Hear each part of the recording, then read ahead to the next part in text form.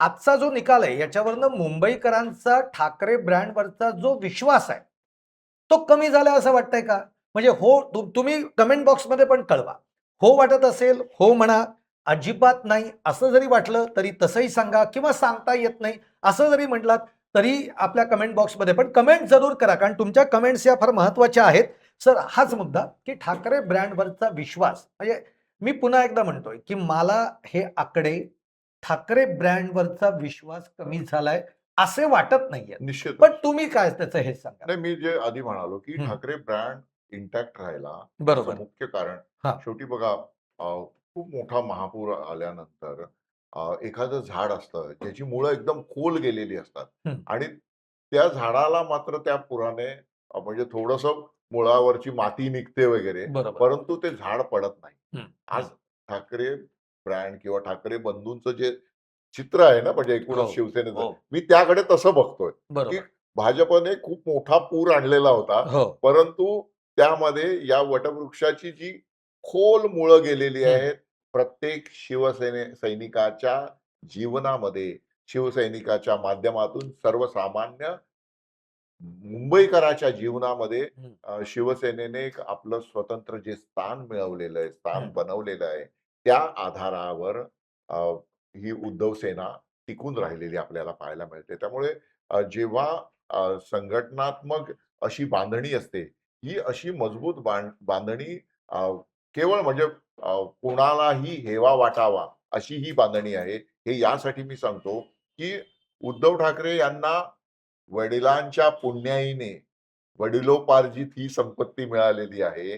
राज ठाकरे ती संपत्ती निर्माण करू शकले नाहीत. त्यानंतर नारायण राणे जे शिवसेनेतून बाहेर पडले, ते तशा पद्धतीचं नेटवर्क उभं करू शकले नाहीत आणि एकनाथ शिंदे जे ज्यांचा हात असा आहे असं हं. वारंवार बोलतात हो, लोकं. हो. ते त्यासाठी प्रसिद्ध आहेत.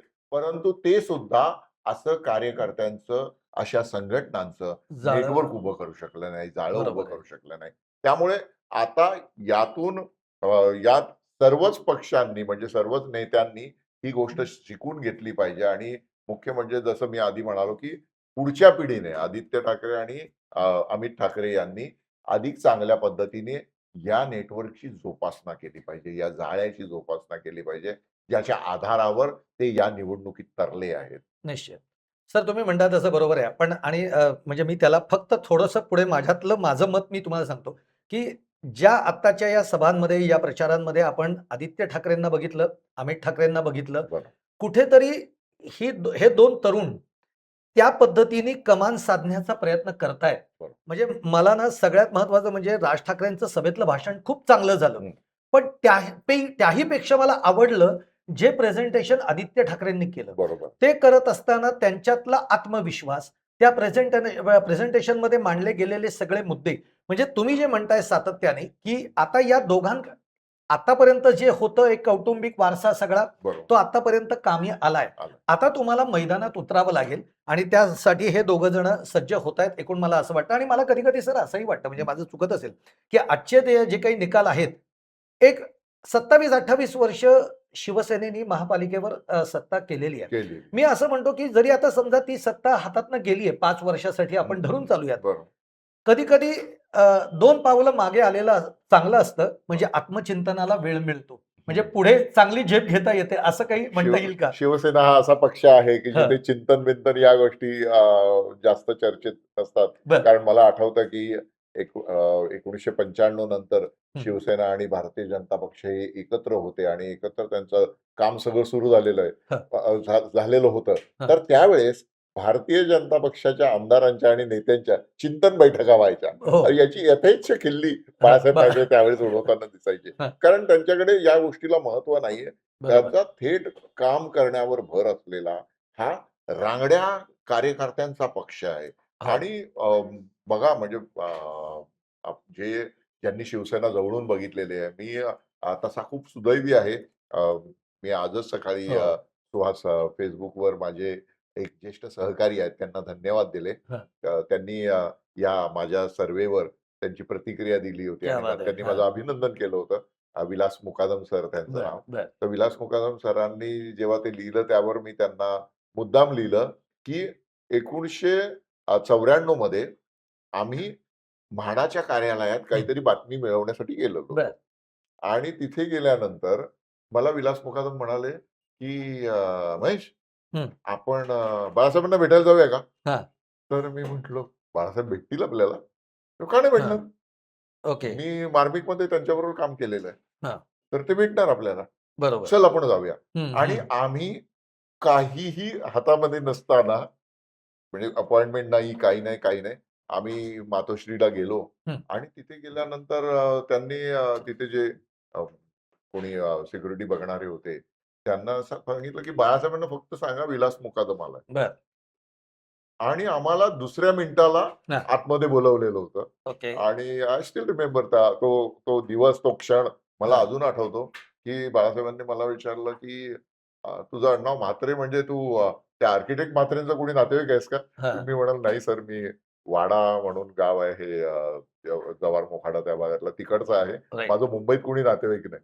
हं. तर त्यावेळेस त्यांनी वाड्यामध्ये त्यांच्या ज्या सभा झालेल्या होत्या, हं. त्या सभांच्या आठवणी मला सांगितल्या. हो. मला सांगा, की जो नेता इतका सर्वसामान्य माणसं मला त्यांनी वेळ द्यायचं कारणच नव्हतं.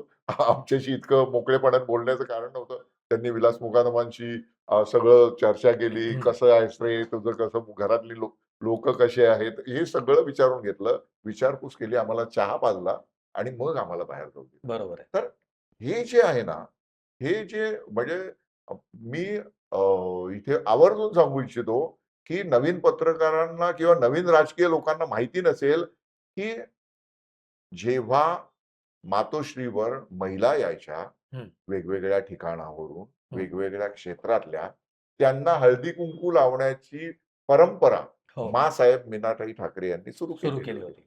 तर अनेकदा असं व्हायचं, की असंख्य महिला यायच्या. हं. तर हं. माँसाहेब किती लोकांना हळदी-कुंकू हो, लावणार हो, ना? हो. त्या दुसऱ्या व्यापामध्ये पण हां. अडकलेल्या आहेत. तर तेव्हा ज्या महिला हळदी-कुंकू लावण्यासाठी होत्या ना, हां. अरे त्यांना सुद्धा आमदार केले बाळासाहेबांनी. क्या बात है! बर बर म्हणजे एक नेता हं. काय लेव्हलचं त्याचं संघटनेवर प्रेम असतं आणि संघटनेवर पकड असते. पकड असते.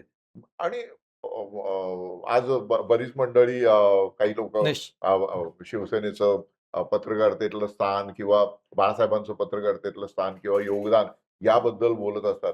मी अ, मुद्दाम म्हणजे आता बाळासाहेबांबद्दल बोलतोय म्हणून सांगू इच्छितो हा सुहास. हं. पत्रकारांनी तर बाळासाहेबांबद्दल बऱ्याचदा अ, त्यांना समजून न घेता त्यांच्या विरोधात बऱ्यापैकी लिहिलं, बऱ्यापैकी टीका केली आणि बाळासाहेबांनी तेवढ्या ताकदीने त्याचा प्रतिवाद सुद्धा केला. केलेला आहे. परंतु हं. भारतीय राजकारणात मी जबाबदारीने बोलतो, भारतीय राजकारणात असा पक्ष नाही, असा नेता नाही, ज्यांनी 6 संपादकांना राज्यसभेचं आणि वाह! बर लोकसभेचा खासदार केलंय. बर बर 6 संपादकांना. तर हे केवळ आणि केवळ बाळासाहेब करू करू शकतात. शकतात. हे खरं आहे. आपल्याला म्हणजे संजय राऊत नक्कीच. आणि संजय निरुपमच लोकांना माहिती आहे. पण प्रितीश नंदींपासून विद्याधर गोखलेंपर्यंत या बड्या लोकांना त्यांनी राज्यसभेवर पाठवलं. तर ही त्यांची पत्रकारितेबरोबर असलेली बांधिलकी होती. निश्चित. तर ती बांधिलकी सुद्धा आज या निमित्ताने क्या बात है! क्या आठवते. बात है!